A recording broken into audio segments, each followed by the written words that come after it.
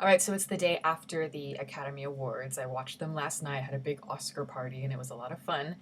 But I'm basically just going to be giving you my thoughts on how I thought the show went, some of the high points, some of the low points, and etc. And, I didn't really prepare for this. It happened yesterday, so I just jotted down a few points that I thought were worth mentioning, so I'll kind of read about them. I guess I'll start with the host, Seth MacFarlane, and what I thought of him. Overall, I thought he was hilarious. I was pretty much laughing my ass off the entire show. And I know I woke up this morning and read some of the reviews, and he's gotten very mixed reviews. Some people liked him, some people hated him, and a lot of people seem to be really offended by a lot of his jokes. But see, to me, I think that he really struck the perfect balance between being slightly edgy and a little risque, but yet he also maintained that very structured, old fashioned, traditional style that you expect from people like Johnny Carson or the song and dance abilities of Billy Crystal or something like that. I think he really did strike the perfect balance. Anytime that he would do a joke that was maybe a little bit risque and people would kind of be like booing or whatever, he would kind of pull it back or he would save it with something else. And I thought that was great. I don't think he was, over the top in any sort of way. I thought it just struck kind of the perfect note in terms of just the humor and the overall quality of entertainment during the show. But I also think, I am a little bit biased because, I'm a huge Seth MacFarlane fan, and I'm very used to his brand of humor, his kind of very uh, disjointed style of humor. So it didn't really bother me that much. But I think if there was anything that I had to complain about, it would be that, yes, maybe it was a little bit too disjointed for the Oscars. I mean, there were times, like when William Shatner showed up, I mean, he was funny, but I didn't think he was really that necessary. As much as I love William Shatner and as much as I geek out anytime I see him wearing the Starship Enterprise outfit, I still thought he didn't belong there. And, they would burst out into these weird things like Charlize Theron and Channing Tatum doing like a Fred Astaire, Ginger Rogers style routine. And I was kind of like, okay. But I think that Seth, the whole theme in his monologue was kind of this self-deprecating humor that he was going to be a terrible host and all that sort of thing. And I don't think he really needed to do that. I don't think he needed Shatner, and I don't think he needed, Charlize Theron and Channing Tatum doing all that stuff. I think he should have just held his own. He should have done his own thing and not had to have asked for any help from anybody else because he's definitely capable. He's certainly talented. He's a wonderful singer, and he's just a great comedian. So that kind of bothered me a little bit, but still, that being said, I really did enjoy his performance all the way through. Really, I was laughing the whole time and I was thoroughly entertained. Um, I'll talk about some of the surprises and things like that. I actually was really surprised that Christoph Waltz won the Best Supporting Actor, but I was, happy for him. I love Christoph Waltz, and I thought he was completely deserving of the Oscar. And, everyone knows my opinion on Django Unchained. I don't hold a very high opinion on it, but I think if there was anything that was really a high point in the movie, it was Christoph Waltz. He completely stole the film, just like he did in *Inglourious Basterds*, and he deserved the Oscar. So bravo to him, congratulations. Um, when it came to the whole Bond tribute, I thought it was just kind of a letdown. I thought they were going to do something more kind of spectacular, and it turned out to just be like a big montage of all the different movies. But at the end, when Shirley Bassey came out and performed, you know, her number from Goldfinger, I thought that was pretty great. She's old, I mean, she's like 78 years old, I think. I'm not sure, don't quote me on that, but she's, getting up in age, and she really still has, a wonderful voice, still in fine form. She was really belting it, and that was great to hear. And I thought she did an excellent job, one of the better performances of the night. I also really liked Adele's performance of Skyfall. And even, when she won the Oscar, I thought it was great. I think she's just very outgoing, and she doesn't really censor herself in any way. So when she won the Oscar, it was kind of a genuine feeling of happiness, and it was just fun to hear that, especially with her Cockney accent. I thought it was really cute.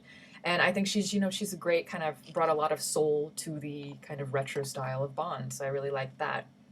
Also, some of the awards. Let me see. Oh, Jennifer Lawrence. I thought it was funny that she tripped because at the SAG Awards it looked like she tore her dress or something, and then she fell on the way, and then Hugh Jackman tried to help her. That was kind of funny, and she really did look surprised that it didn't look like she was expecting it. She was completely flabbergasted, or at least that's how it appeared to me. And in her speech, you could tell she just was kind of like, she didn't know what to say. And she was like saying happy birthday to Emmanuel Riva. And then she just kind of was like, yeah, bye. And then she walked away. I thought that was really cute. She didn't, talk forever and ever. She wasn't long winded. So I thought that was funny. Um, Oh, Ang Lee. I thought that was great that he won Best Director. I thought it was going to be Steven Spielberg who would win, but I was kind of rooting for Ang Lee because I think if anyone deserved it, he did. He really did take what they called an unfilmable book, which was Life of Pi, and he completely turned it into this spectacular, spectacular film that, for me, I think I'm always going to remember. I mean, he really did kind of stand out among all the different directors, and there were some wonderful ones this year. So I was very, very happy for him, and I was clapping actually when he won, and because I really wasn't expecting it. And then Daniel Day-Lewis, he gave one of my favorite speeches of the night. He's just a very eloquent, very composed, classy guy, and he was even very humorous when he talked about playing Margaret Thatcher and Meryl Streep playing Lincoln. I thought that was really funny, and I loved when when Meryl Streep came out and they both hugged. I mean, I was like, whoa, that's too much talent for one stage. I was afraid it was gonna like create a tsunami, but anyway, I really liked that. That was a great, great speech. And even Ben Affleck, I had some issues with him during the show, but I thought he gave a very good speech at the very end. It was a great way to close the show when Argo won Best Picture. Even though I don't think it should have won, I think he gave a really kind of a nice speech that was kind of very honest and very personalized. So that was great. I also Barbra Streisand, her performance of The Way We Were, kind of as a tribute to Marvin Hamlish, that was my favorite thing by far of the entire night. And the Way They Were is a song that tends to be very, very overdone, and especially when you're doing it as a tribute for the people that they lost. I thought, oh, great, here we go again with another rendition. But you know what? It's Barbra Streisand. She is, to me, one of the great vocalists of the 20th century, and she's one of my favorite singers of all time. But the thing is, I'm not really a fan of her work post, say, 1969. Anything before that, I listened to religiously, but anything after that, I've never really been a fan of. So I wasn't that excited to see her. I mean, of course I was, but she completely blew me away. I mean, she has the ability to take a song again that I feel is very overdone, and she just kind of revives it, breathes new life into it every time, and it was beautiful, and it almost made me cry. That was the highlight of the night for me. And then I also liked the way that Seth MacFarlane and Kristen Chenoweth closed the show. I'm also a huge Kristen Chenoweth fan, have been for many, many years. And I love it when she does the more kind of Broadway traditional singing. I don't really like it when she does country and that sort of thing. But the two of them doing the song about the losers, I thought was a great way to end the show. It was really nice. So overall, a great night. But now I'm going to talk about some of the things that I didn't like. And there weren't like huge moments that I absolutely hated, but there were a few that I kind of I wasn't a fan of. I talked about the disjointed thing about, how I didn't think that Shatner should have been there and that how some of the moments in his Seth MacFarlane's monologue was a little bit random, but, it didn't bother me that much.